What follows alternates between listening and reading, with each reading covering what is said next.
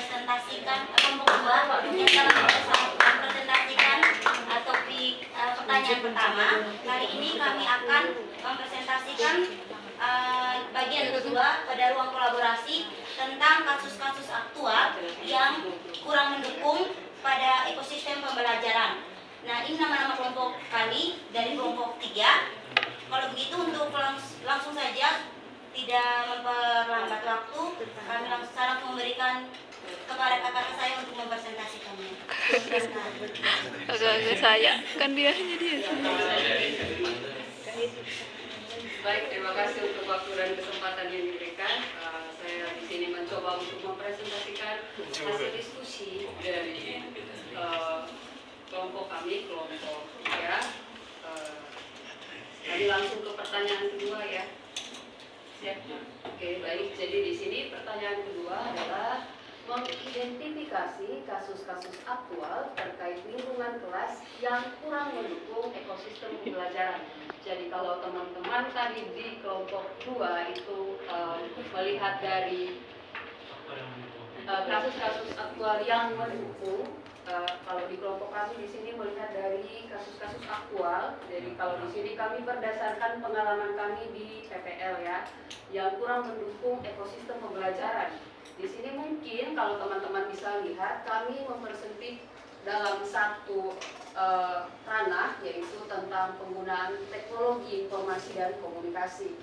Jadi bisa dibilang sangat sempit, jadi kami sangat membuka diri untuk nanti teman-teman tambahkan dari yang lain-lain lagi. Di sini kami karena di sini yang kurang mendukung, jadi kami ambil dari dampak negatif penggunaan teknologi informasi dan komunikasi.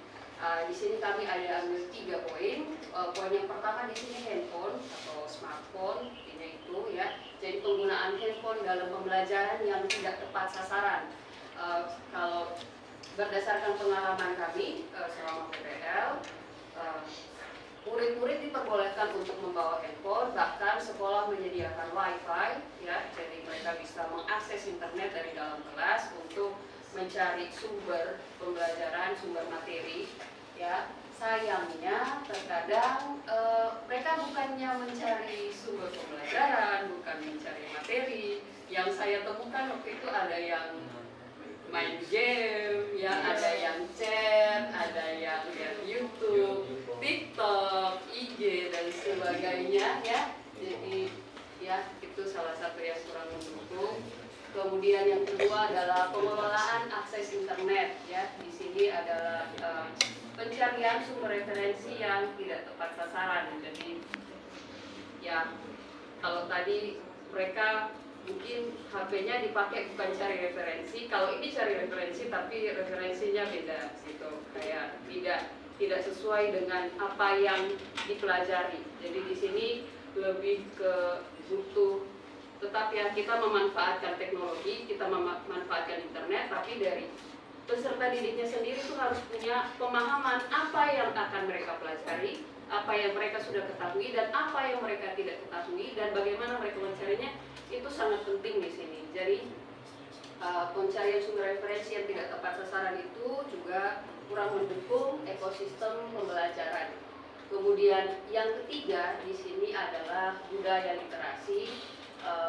Kurangnya budaya membaca peserta didik yang terjadi dalam proses pembelajaran. Kalau kita kaitkan dengan penggunaan teknologi informasi dan komunikasi,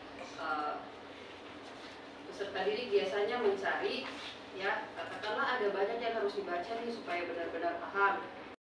Dari kakak yang lain, dari kelompok 3, ada yang ingin ditambahkan? Ada yang ingin ditambahkan? Baik, mungkin hanya itu saja. Kali ini saya memberikan kesempatan kepada kakak semua. Mungkin ada saran, masukan, atau tambahan dari kakak semua yang bisa membangun diskusi kita hari ini. Saya persilakan. Untuk Kopaskap. Baik, terima kasih atas kesempatan dari kelompok 3. Di sini saya ingin menambahkan saja karena di sini kan teman-teman melaporkan hanya dari segi internet dan handphone. Nah, untuk bicara ekosistem pembelajaran ini kan luas. Hanya kita belajar tentang suasana kelasnya, struktur bangunannya, gurunya,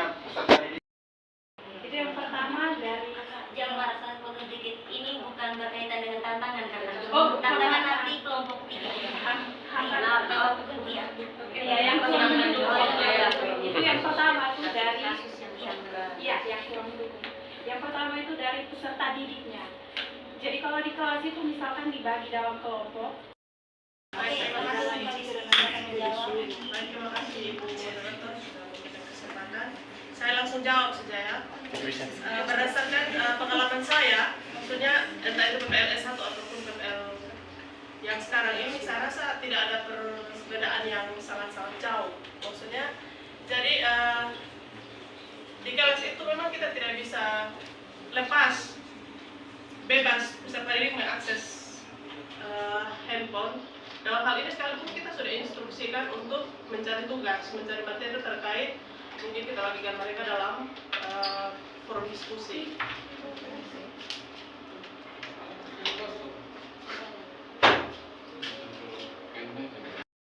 Proses pembelajaran berlangsung itu, saya sudah membuat kesepakatan dengan peserta didik bahwa yang diakses saat proses pembelajaran itu hanya yang berkaitan dengan apa yang dikerjakan hari itu, maksudnya materinya, materi diskusi atau apa.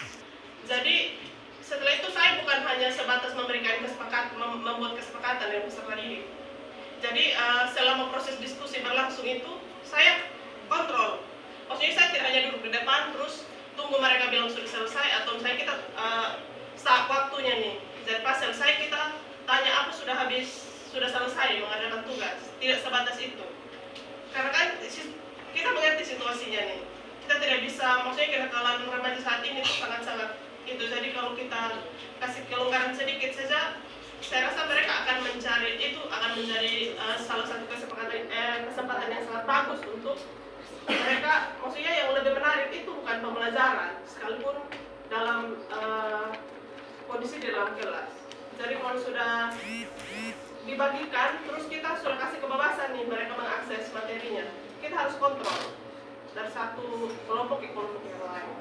Sembari menanyakan mungkin ada yang mereka belum pahami atau mempermudah mereka dalam mengerjakan soal-soal yang kita berikan. Mungkin saya dan teman-teman kalau ada masih. Oke, baik, itu jawaban dari kelompok kami. Itu mungkin salah satu cara yang bisa diterapkan. Mungkin ada cara-cara yang lain. Itu nanti kembali lagi dari kita, bagaimana cara kita mengatur atau mengelola kelas agar pembelajaran itu bisa berlangsung dengan baik. Dan mungkin ada tambahan dari Kak Evi, silakan. Baik, terima kasih. Jadi kalau di sini kebetulan saat kami menemukan hal tersebut sudah kami komunikasikan dengan Guru Pamong, kami diskusikan dengan Guru Pamong. Kalau dari Guru Pamong kami, beliau membagi pengalamannya. Yang pertama bahwa satu, kita sebagai guru harus tahu bahwa